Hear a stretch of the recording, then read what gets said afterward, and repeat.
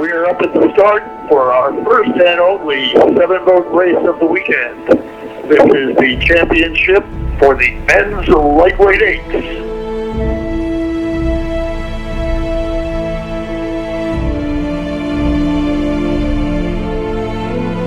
Okay, there's the flag. We have alignment. It's Georgetown, Navy, and Yale. Princeton and Harvard in the center lanes. Dartmouth and Penn on the far side.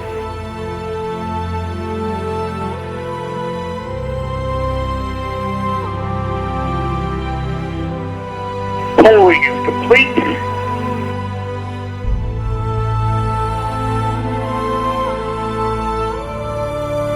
We have a countdown.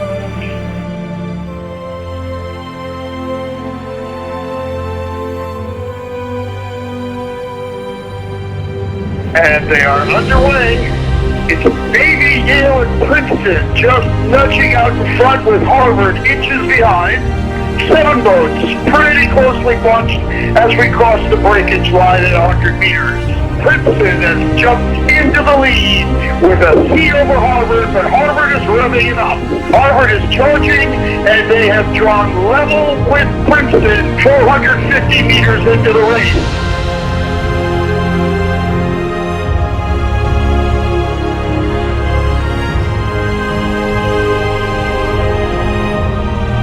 We're approaching the 1,000-meter mark, and as usual, the lightweights are giving us the show. Princeton a swim lead, I think, over Harvard. Yale and Navy closing in.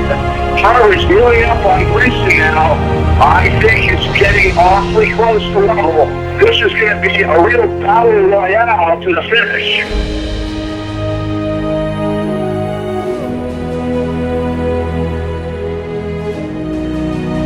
Princeton now has 3 or 4 seats on Harvard. Navy is not going away. Navy is closing up on Harvard. I got Harvard at 40 right now. Harvard at 40. Harvard 41. Harvard is not done. Harvard answers Princeton. Harvard is coming up on Princeton with 500 meters to go. 500 meters to go. 500 meters to go. 500 meters to go.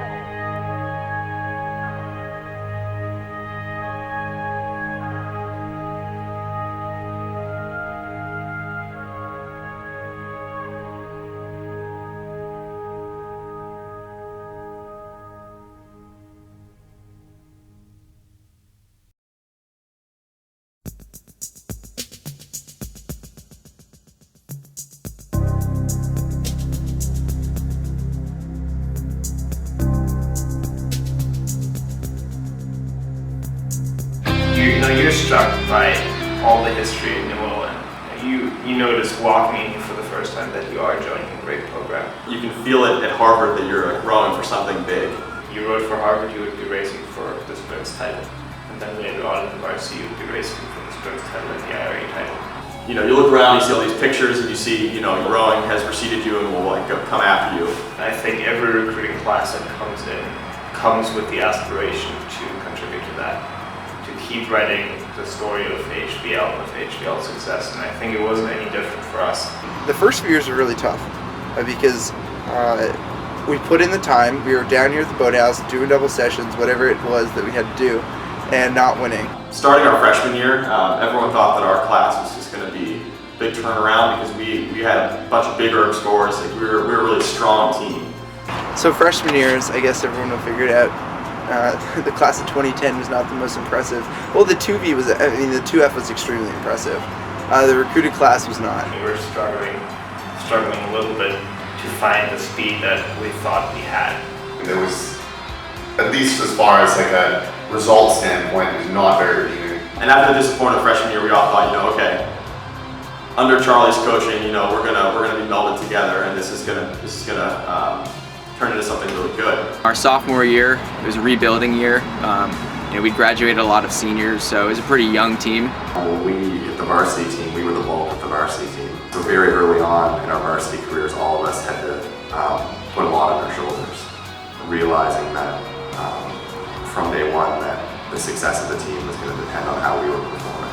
The learning curve was pretty steep, and it forced, I think, a lot of us, the class of 2010, to take responsibility very early on, both recruits and walk-ons. And I think we had two or three walk-ons in the 1B that spring. And so sophomore year was a really tough year for us. Sophomore year was a frustrating year. We went into every race knowing we were going to lose by a lot. So I went from freshman year not winning a race to sophomore year not winning a race. It's kind of like, I don't know, just racing to be racing and not really racing to be competing for something. I don't think I was ever thinking it, but I remember being like, this is not fun. We're getting our asses kicked. For me, it was a very tough year, and there were moments in winter training or in the spring when I was seriously doubting whether I should continue with it, because there just seemed to be no payoff. It was hard coming back after sophomore year. There were definite times I had to stop and think. When I came into junior year, I was really seriously considering quitting, and then over the summer I was sort of thinking on and off, and then I came in junior year and Jeff Overton was the captain, and Jeff basically whipped me in the shade and said, "Dan, that's the worst idea I've ever heard. What are you going to do with your life?" And I thought, and I said, okay, that's a good point.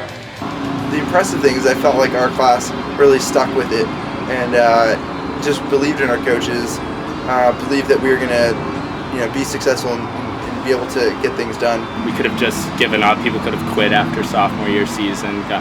Obviously we were a little down and we wanted to win, but we stuck with it. When we came back junior year, you could kind of start to see the effects of what we've been doing sophomore year, right? And all the learning and all the drills and all the ways in which Charlie was approaching it as kind of a long-term project. Taking a freshman class that didn't necessarily have the success that we wanted and turned us into varsity material. When we added the class below us, the junior class, to our team, the combination last year was something pretty exciting, and people knew that the tone was different. Coming back junior year, we knew that we had a job to do. I think everybody kind of came in with that same determination that this was the year we could turn things around. This is the year that we could really win. The sprints, I think, were a very, very good experience. As a team, we did phenomenally. We won the Jobe Cup, which is a cup honoring the team that has the most depth, essentially. That was sort of, the height of achievement for the 3V. It was Mother's Day. I remember I called my mom and said to her, "Hey Mom, I got you this for Mother's Day." Well, I lied. I got you that and sprints championships. She was pretty happy with that. If you win the Jobe Cup and medal in every event in sprints, it's hard to complain. But at least in the 1B, we had not quite gotten as much out of it as we wanted, because we raced for gold and we didn't get gold, and we never beat Fritz. So we weren't quite able to sustain it until IRAs. To be honest, I think the approach I took was that sucked, but okay, at least I have another year, at least I can come back at it and see if I can face those guys again and take them down. You also don't want a season like that with the Jobe Cup to be kind of a one-time thing, right? Especially given the kind of quality of the people that we had. So you want to build on that. I was actually over here in Boston over the summer, so and I remember I walked around the Elliott Bridge Loop, and I came and snuck into the boathouse, just going around, touching the banister, looking at the pictures again, so just taking my time. And I remember thinking, man, okay, God, I'm a senior. There's no more excuse. I got to step it up. So as seniors, we kind of knew this was our last 500 meters. This was the last shot, the last season that we had to show the rest of the league just how fast HBL can be.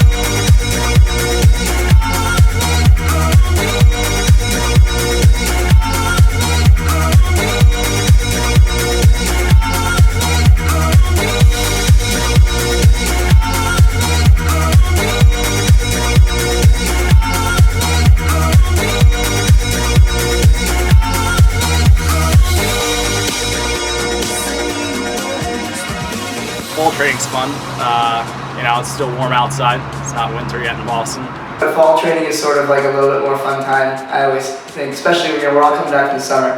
Everybody's got their summer stories and their summer weight gain. It's a nice time to get back in shape.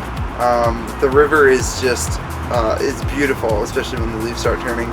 And it's still warm out, and we're going for runs. And there's a lot of people getting back into shape, putting in some work, but we're still like having a lot of fun, joking around, some, and just enjoying the races for what they are. You don't really have so much of the pressure of the spring racing season, but you know that the hours that you put in the fall are going to pay off, and I think that's what's so exciting about it. Certainly this was the most competitive year to be on the team. We had so many more people and so much talent. At the same time, it felt as though the environment was friendlier throughout the team than any other year. I think there was obviously spirits were a lot higher on the boathouse. Coming into senior year, we had a great year the year before. We had a lot of great returning guys. We had a really strong freshman class coming up. If you talk about having a good and a deep team last year, I think this year again it was a step up. And I think because it went so well last year, but we weren't quite there, everyone thought, and we only graduated 3 or 4 guys. So everyone thought this year we're going to turn it into like a huge year. So I think the expectations were really, really high this year. That was the biggest difference coming in the fall, was just how much things were ramped up. And also how willing everybody was to rise to the level of training and the level of performance that Charlie required, and to push each other the same amount and more. And it seemed pretty clear right away that, we were trying to get to last year's Head of the Charles. We had a good Head of the Charles last year. We're trying to get there and beyond. Head of the Charles is definitely the biggest event, I think, of the fall, and it's a very different style of racing. The 3-mile head race is just an entirely different animal from a 2K side-by-side race. So it's great to be able to compete at home, have your friends watch, everyone come down for the weekend. It's a lot of fun to be a home team at the Head of the Charles. You get so many people out there cheering for you. In the Head of the Charles, they're home course. Everybody's coming. The whole town's packed. Harvard is sort of situated at the main viewing area for the race. The Weeks footbridge is the halfway marker. So just thousands of people come up from the university, and you can't come under Weeks footbridge without hearing people cheering your name if there's a group of your friends there, or at least yelling for Harvard. And it just makes you enjoy the race, makes you want to pull hard and have a good time.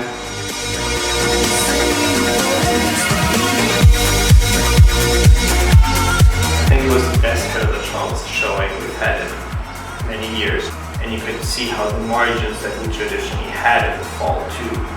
Crews like Princeton, for example, were half of what they've been the years before.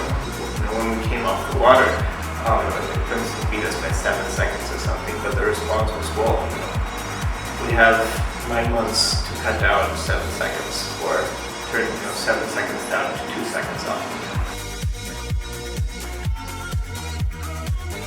The Princeton Chase is important. It's a very important race. All the large crews are there that we'll compete with in the spring, and a lot of times it's pretty telling. We raced 8s and 4s. I think we narrowly lost the chase in the 8 by 4 seconds. But again, we had, the margin was decreasing, especially when we were racing the 4s as well. I think we lost to the Princeton 4 by, it was a 10th of a second. And that, I think, was the kind of story that we focused on, right? The margins were decreasing, and they were constantly decreasing, and you could see the training pay off.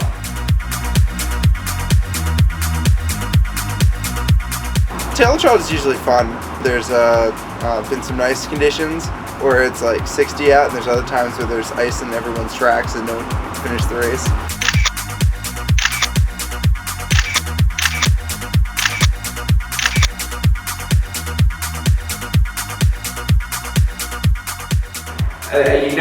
At the end of this semester, the crowning moment of the fall every year, the last thing we do is going to be the triathlon. We do 7.5K on the ergs, go on the 4-mile run, and then run the stadium afterwards, just to encourage people to work on general fitness, and just make themselves stronger. And I think it's a very fun way to do that.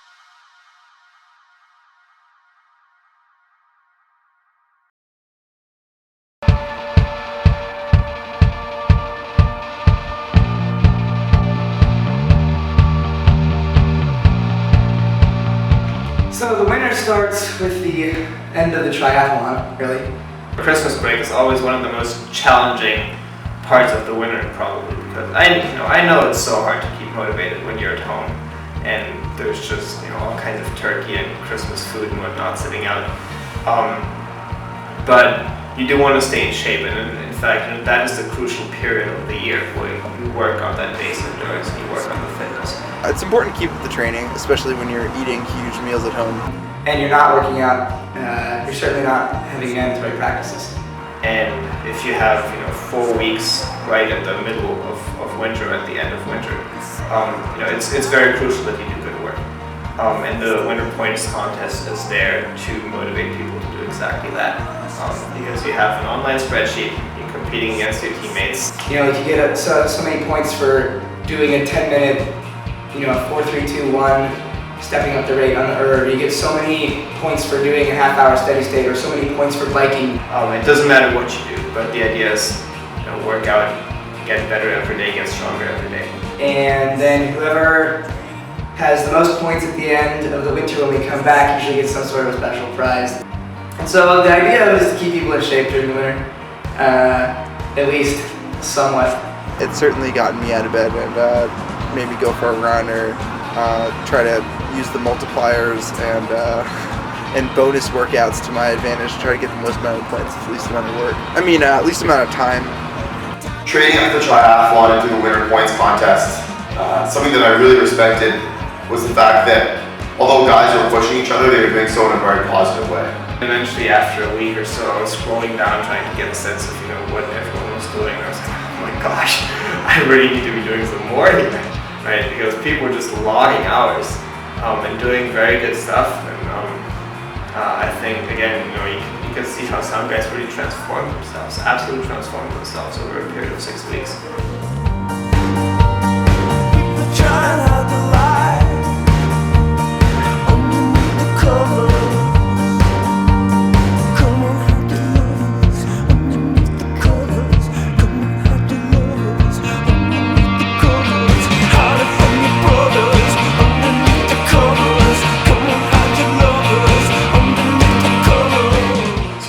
It was a lot different this year, right? We went to Miami, which is exciting.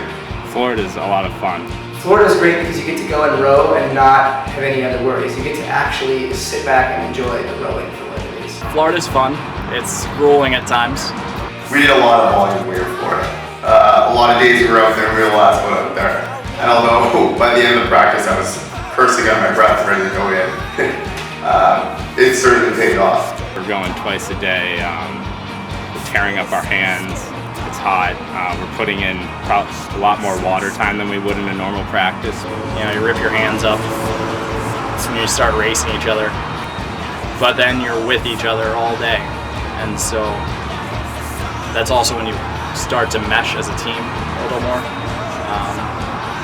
Because you do the skits and you hang out at night, have meals together. And that stuff, in some respects, is more important. Because chemistry is so much of this sport as well.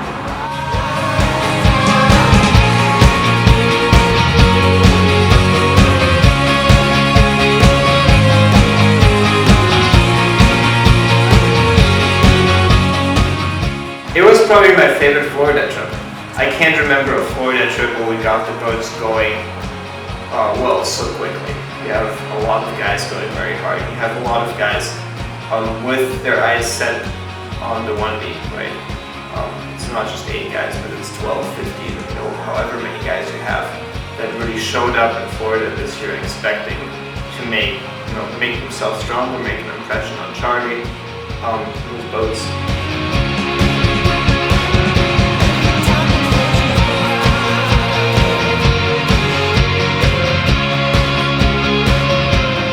It's great to see the whole team rowing together, and when you're living with the guys and when you're rowing twice a day instead of once a day and you don't have to worry about classes, it's a really powerful environment. It's a lot more to get done.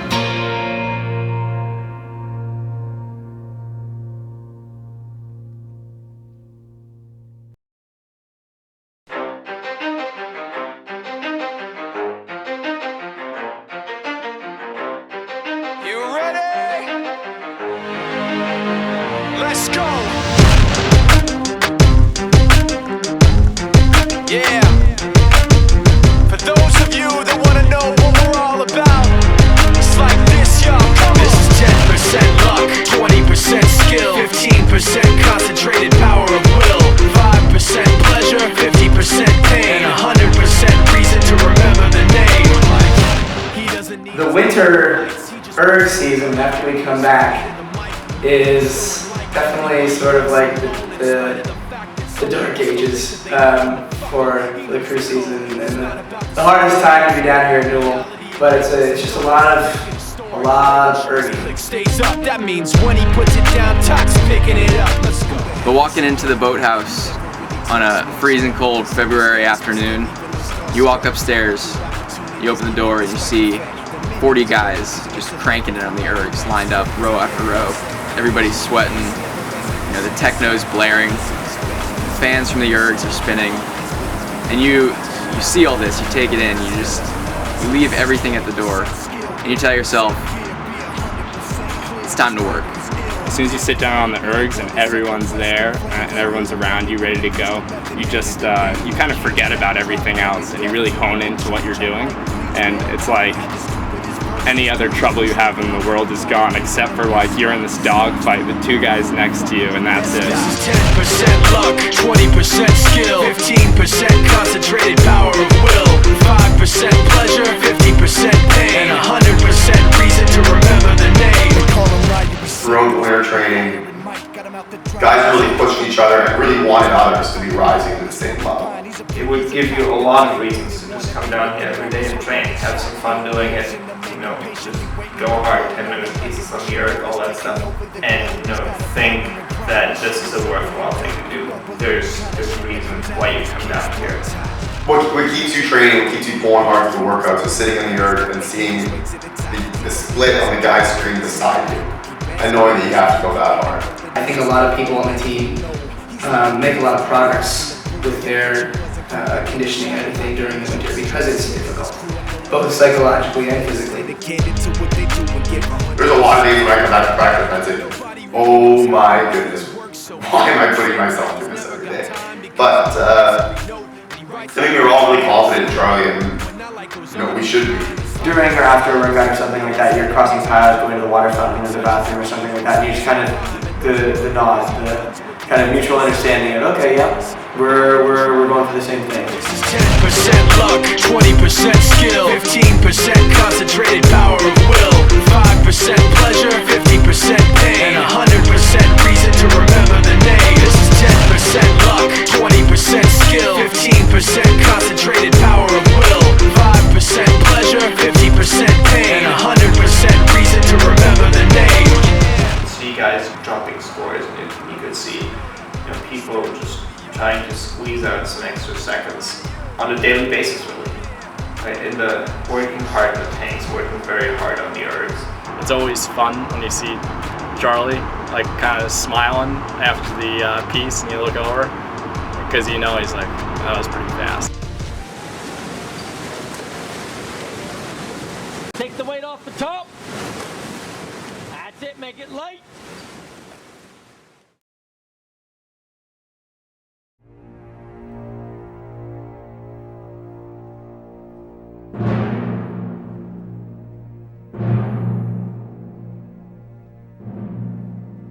By the time the ice starts to really break up in the spring, I can't wait to get out there. You have to get the boat together, you have to establish a rhythm, and then once you have the basics kind of down, you gotta start working on bringing the rate up, on working on your sprint, working on your start sequence, working on kind of more intricate things.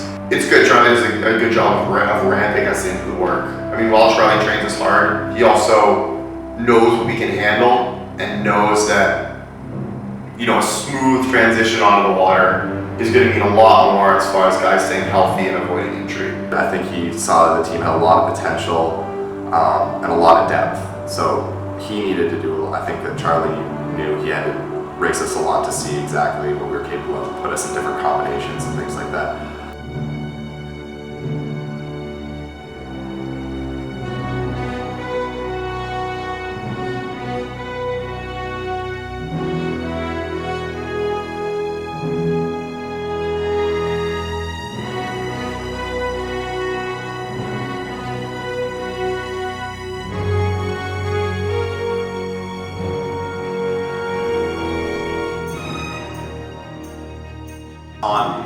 practices, when we're all gathered in here before we go, a lot of people are, there's a buzz to the room, and then Charlie comes in, he talks.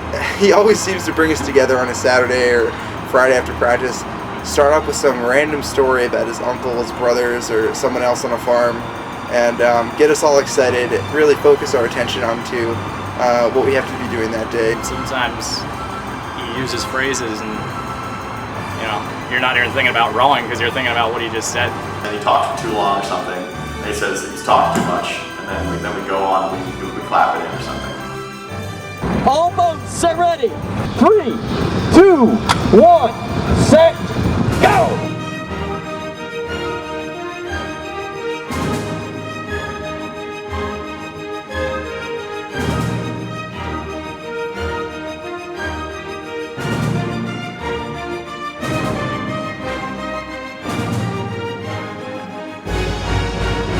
Something that was new with spring break this year is we did a lot more seat racing than in past years, which is exciting.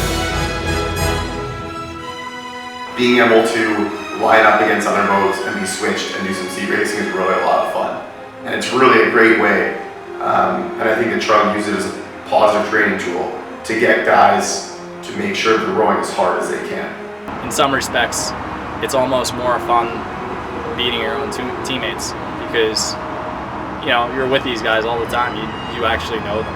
I had to seat race both my roommates actually this spring break, and someone's gonna win and someone's gonna lose. But at the end of the day, I think there's kind of that mutual trust among people that you're not doing it for yourself, you're doing it for your boatmates.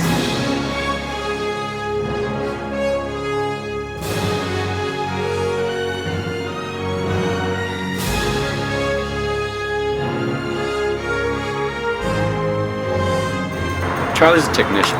If the rowing stroke were a lemon, he knows how to squeeze that lemon to, you get the very last drop, the most efficiency out of, any one guy's rowing stroke. If we can make every stroke 100th of a second faster, then over the course of 250 strokes, that's 2.5 seconds faster than your opponent. That's a boat length.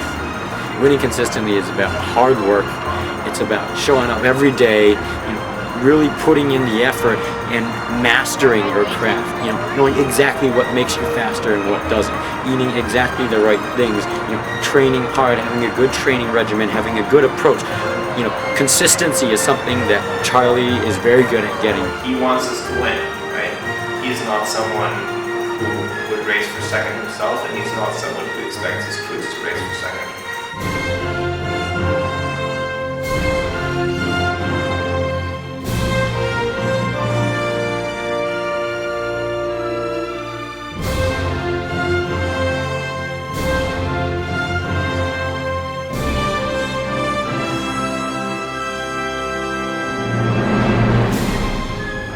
Happens like once every spring break where usually the weather's not very good.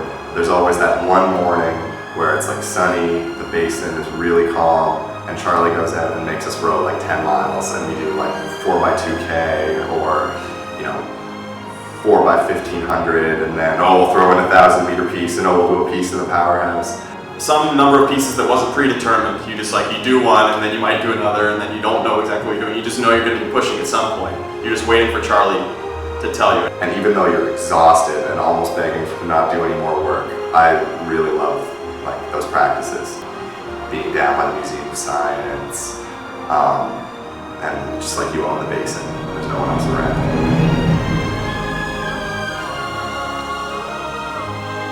It was very easy to sail through that week because of so much energy from within the team, and people just really pushing hard, people being very excited for the racing season to start, right? And I would have all these conversations before practice, after practice, with people like, man, I can't wait. I can't wait for the racing season to start. And I think whenever you have that kind of attitude, right, I think that bodes pretty well for a season.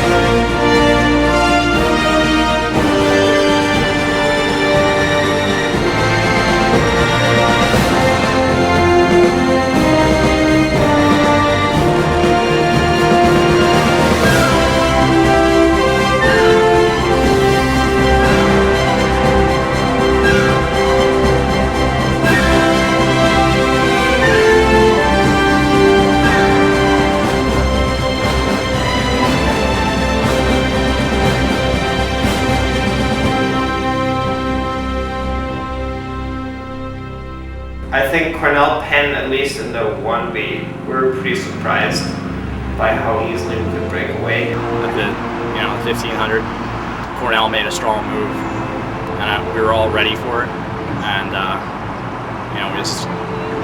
we just shut them down.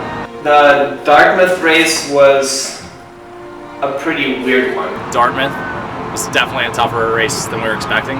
They hadn't been doing especially well in the races before, and I think the mindset was a little bit like this, this is a job to get done, but nothing more.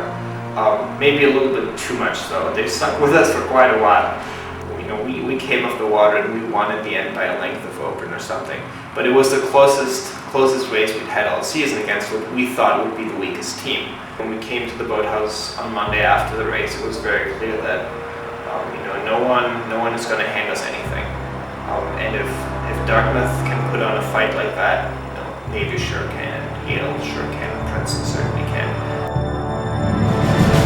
Going down to Navy is always tough, obviously, because you have that 8 to 9 hour bus ride. The water there is a bit rougher than most places. You would go out and do some practice rows on Friday and the boat would be filled with water in no time.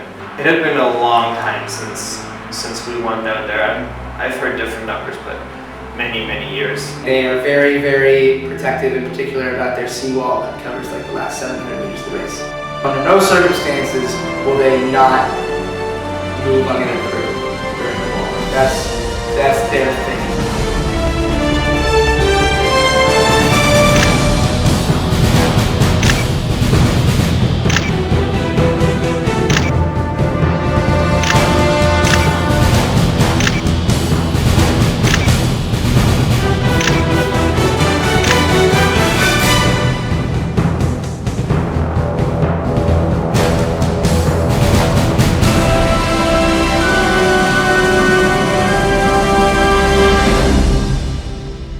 My favorite race was against Navy, going down to Navy and racing Navy. The race we put together, I think, was pretty awesome. We came in with a lot of confidence. We started out the race really well, got out, it took us almost 1,000 meters. We got out a length on them, which was nice. Going through the 1,000, we made a strong move, and I was thinking, all right, this is good, we're moving. But you knew that wall was coming. At the end, you come to the wall, last 500 meters, and Navy is somehow convinced that they own it, and then no one beats them on the wall, so we try to make it our business to beat them along the wall, and we did. We had a few seats by the seawall, and then our boat took them at the seawall. We walked about a length, and it was just awesome. We got to the seawall, and we knew that they were going to make a move there and start moving on us, so we planned accordingly and started moving as well. But we managed to hold on and hold them off and win that race, which is always a great feeling.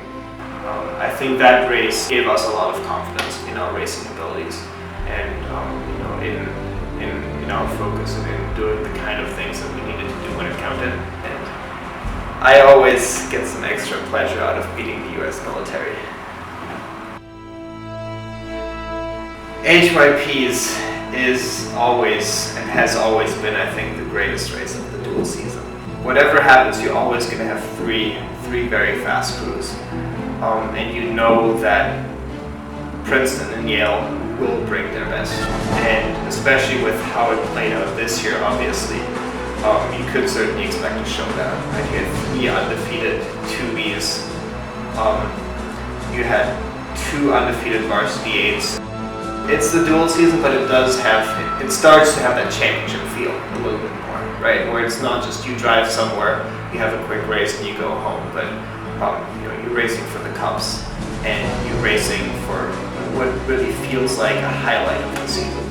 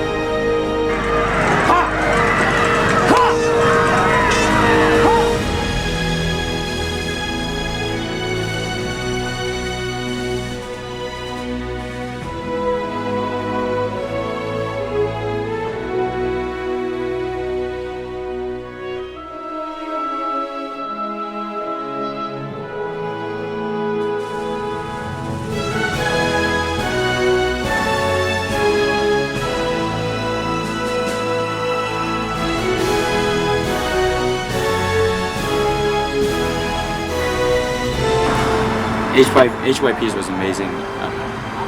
We came back to beat Princeton in the last 500 meters, and I remember just urging the guys on, asking them for more pressure. And we started to move, and it's just, you have these moments where you just feel like no one is going to take this from us. No one is going to take this. And I remember saying, oh, we're 1 seat up, we're 1 seat up, we're 2 seats up. And then, it was like last 10 strokes, I was thinking about in my head, Princeton can't come back from this. We're 2 seats up, 2 seats, keep going. And then I just started chanting gold medal, gold medal, gold medal as we across the finish line. That was amazing. I think it was an absolutely fantastic race, and just having watched the video of the race many times now, I think it's one of those great races where you have 2 crews just fighting it out, battling it out until the very end, and that's the greatest racing you can have.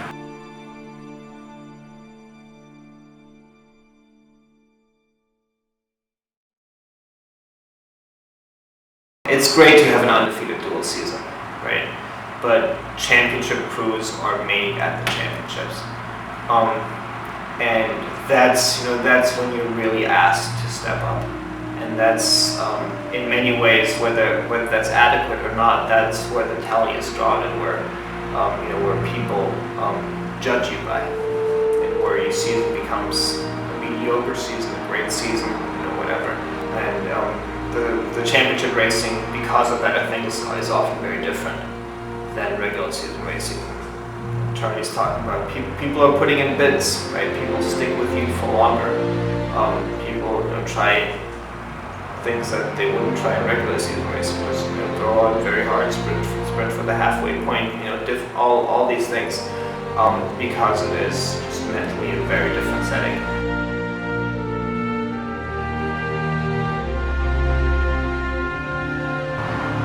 Eastern Sprint seems like the end all in so many ways. I know IRA is always out there. I mean, sometimes even if you're in the 1V, I feel like everyone is focusing so much towards Eastern Sprints that it really is a culmination of the season. So we came into sprints knowing that clearly you're racing for gold, right? If you have an undefeated dual season, there's not a lot else you can do.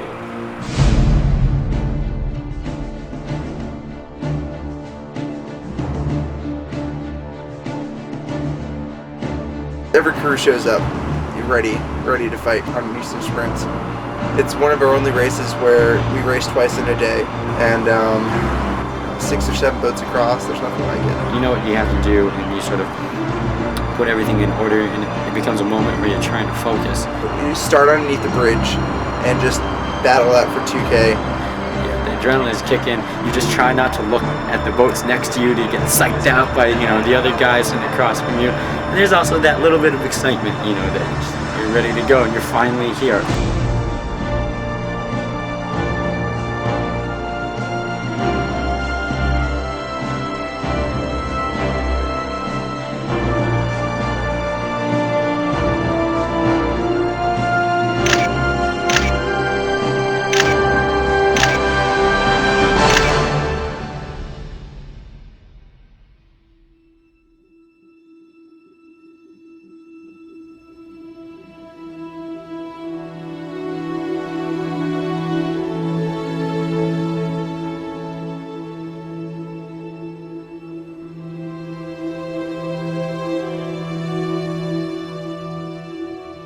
This sprints was the fastest race I've raced in my entire career. It'll be my last. And it's nice to know that my last race was my fastest one. The 3V went 5:51. 4, 5, and 6 seed was Tim Gendanian, myself, and Josh Foote, the 3 seniors in the engine room. And we were talking to each other before the race. We know this is our last one. We told Angela, if you need more speed, let us know. We'll do anything. We want to pass out when we cross the finish line. Yale was, I'm sure, expecting to be ahead of us because they had been 2 weeks earlier and they weren't. They were down a couple of seats, and we just put on the heat right there at the 1,000-meter mark, and I think we broke them. You look over and you're right beside them, and then you start pulling away, and then you start pulling away. And we knew we were in a dogfight with Cornell at the end. 2 of us battled it out all the rest of the way down the course, and I think the 3V really put in some great rowing. In the end, it wasn't quite enough to come up with it. Just barely lost, but everybody on the boat I know walked away from this season with their heads held held very high for what we had done throughout the season and what we had done in sprints.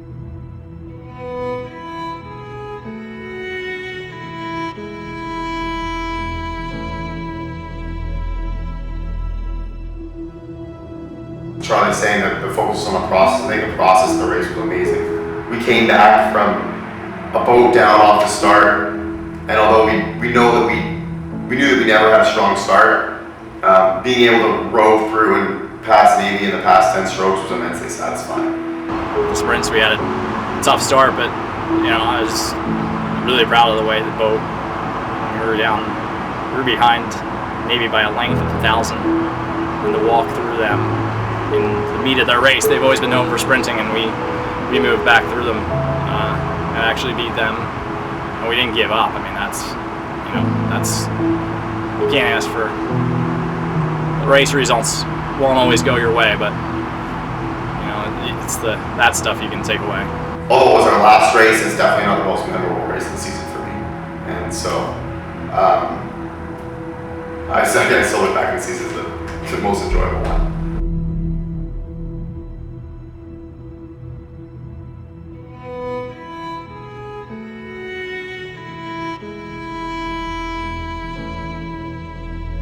Princeton came to fight, and we came to work hard. And there's a difference. A guy who wants to fight is going to go the extra mile. He's going to pummel you even when there's blood in his eyes. He can't see. And his ribs are cracked. The person who's just working hard is just, you're working hard, but like you're thinking still. Like you're still holding back a little bit. You're calculating. The biggest lesson that we learned from the race in Worcester was that it takes a lot of guts and a lot of determination to row in a championship setting. That's sometimes easy to forget if you think about rowing in all these technical terms. And it has to be both, right? You can't win rowing shitty necessarily, but you certainly can win if you don't row courageously. You got to really respect an opponent who takes a hit like that. We wrecked their huge win streak or something like that, and yeah, they came back. They really showed us. So it's up to us now. The ball's in our court.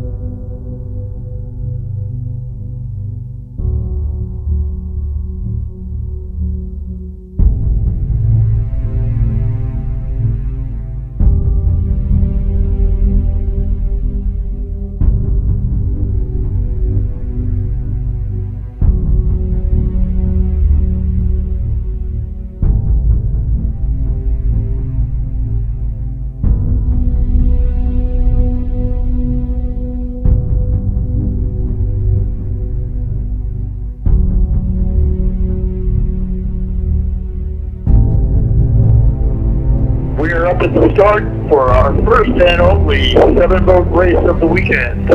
This is the championship for the men's lightweight eights. Okay, there's the flag. We have alignment. It's Georgetown, Navy, and Yale. Princeton and Harvard in the center lanes. Dartmouth and Penn on the far side. Polling is complete. We have a countdown.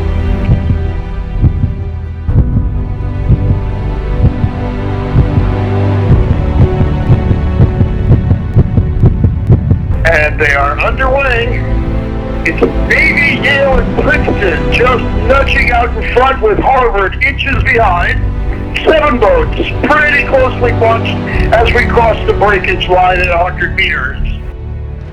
Princeton has jumped into the lead with a heat over Harvard, but Harvard is rubbing it up. Harvard is charging, and they have drawn level with Princeton 450 meters into the race.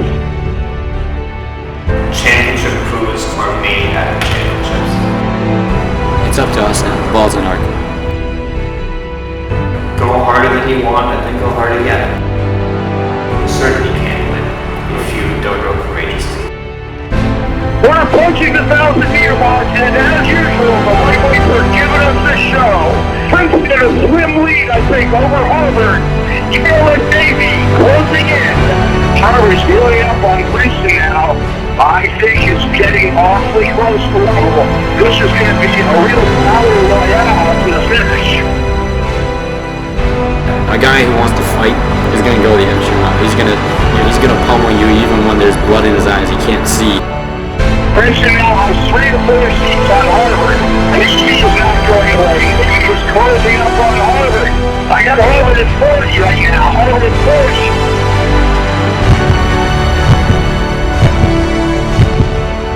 37.5, 38 for the Tigers.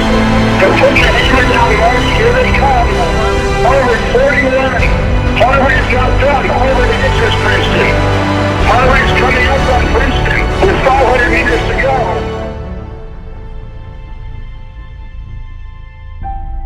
Princeton has another gear. I think Princeton can hang on.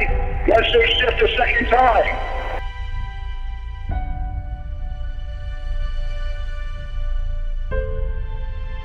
450 meters to go. Cruising into it. Navy of 33 is going to challenge Harvard for silver. 15 strokes to go to medal for territories. Princeton with 4 on and beat Harvard.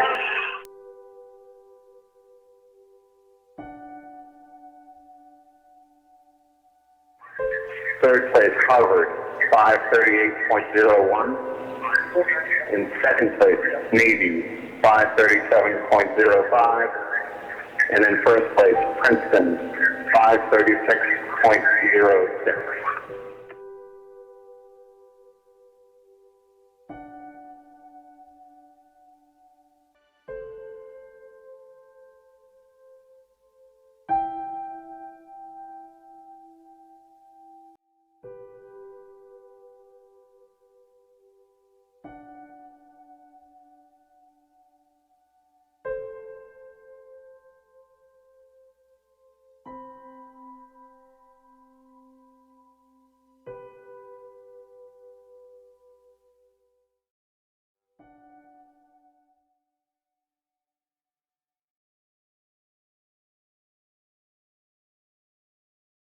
We're leaving here and we have not necessarily accomplished all the things that we wanted athletically.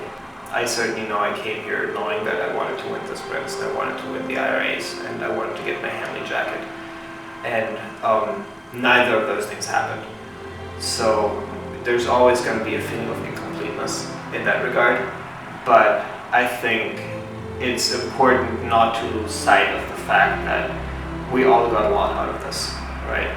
And we lived through a lot of challenges together, we lived through a lot of opportunities together, a lot of accomplishments. We spent so much time down here.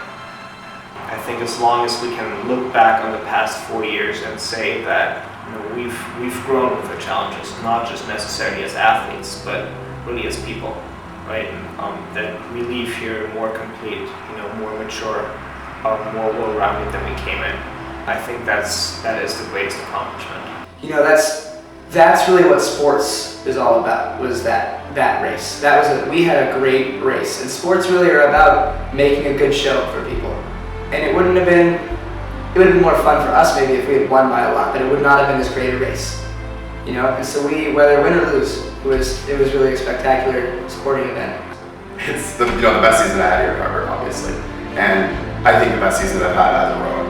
I know that I'm much happier with this season, having come very, very close than I was with any of my first 2 seasons. And so I've learned a lot about winning and losing and how to do both graciously.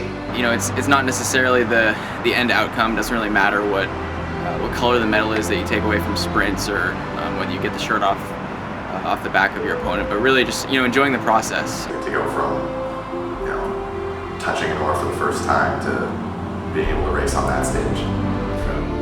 being just rowing to get the boat out there to being an actually seriously competitive team is just incredible, and I will forever be proud of my involvement in that.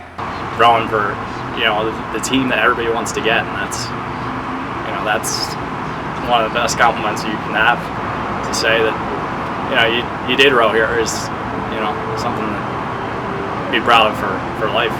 In terms of lessons that I'll take with me, I think that I've probably learned more on the water than I have in the classroom.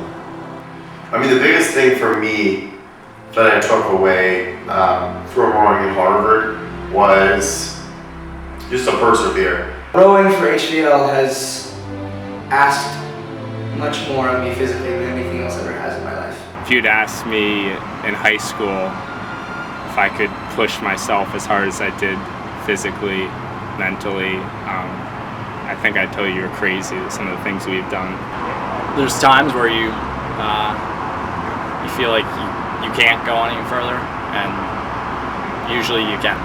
You know, how hard I was able to row, how much weight I was able to lose. Rowing a 3x2K really kind of makes you feel like you're using most of your muscles and a large portion of your soul in a way that few other things do. You put your body through, I mean, tremendous pain, but it's worth it. That's why people can throw their arms up at the end of a race. I've learned a lot about the sort of, you know, thin, fine line between victory and defeat, how close it can be, and how much it requires of you to win. You know, you take a break for 1 or 2 strokes in a race, and that can make the difference between winning and losing in crew. A lot of times things come down to a fraction of an inch, you know, a split second. And oftentimes the difference between winning and losing is, you know, whether in the most painful moment you still push with everything you got. So it's shown me not only how far I can push myself, also how to be truly dedicated to something too. You know, when you get into the spring season, everything you do revolves around rowing. Basically, rowing is guiding how you're eating, how you're sleeping, when you're doing your homework, so you can go to bed at the right time. If you continue with it for 4 years, crew will define your college experience. You know, there's no getting around it. The 6 days a week, you know, the 3 hours getting down to the boathouse because you're rowing, walking back up to the yard, you know, the burden on academics, the spring training, the winter training, you know, it leaves a permanent mark, you know, on what you do. If you do it for 4 years, like, it's part of who you are. On a personal level, like, it's understood that, you know, we worked really hard together, like, we dehydrated together, we did all these things together, and there's that, you know, that, I guess there's that sense of brotherhood there, but you see someone and you, like, they're your good friends now. Like, those are good, great memories, but I think that you actually build real friendship with these people. Every guy in there, you know, is awesome.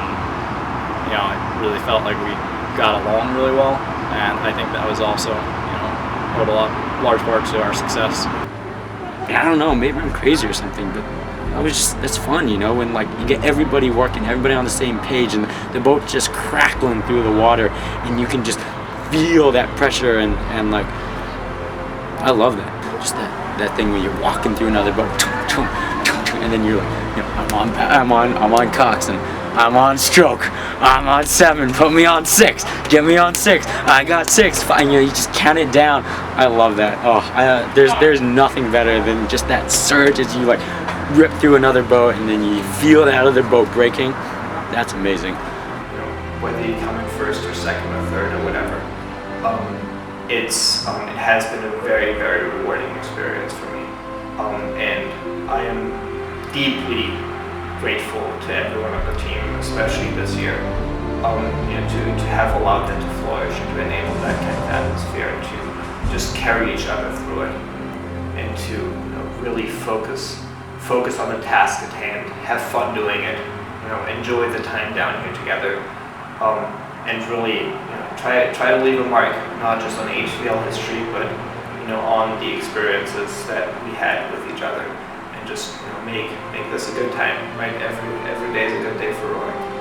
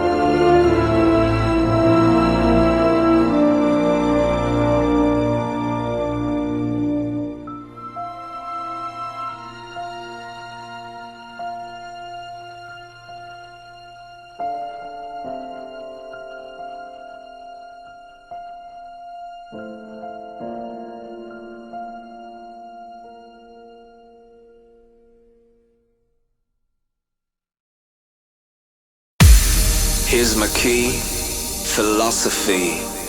A freak like me just needs infinity.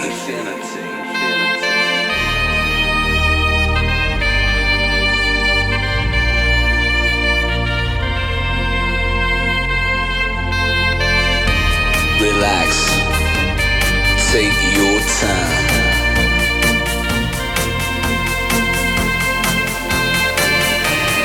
Take your time to trust in me, and you will find infinity, infinity.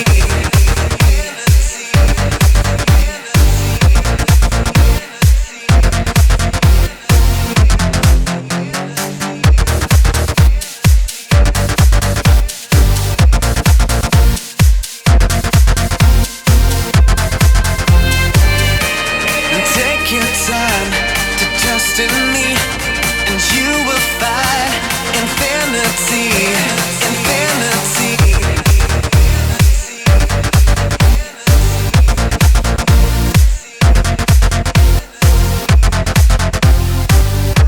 And time goes by so naturally while you receive infinity.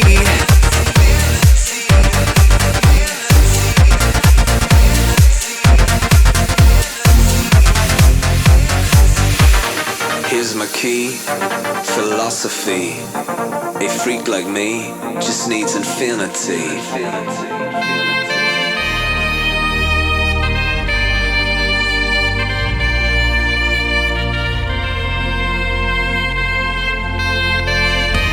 Relax, take your time.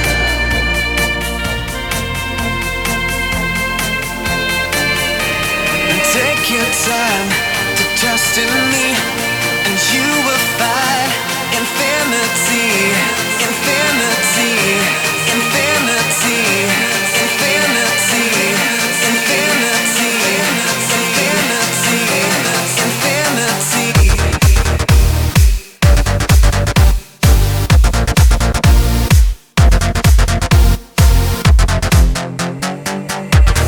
Take your time to trust in me.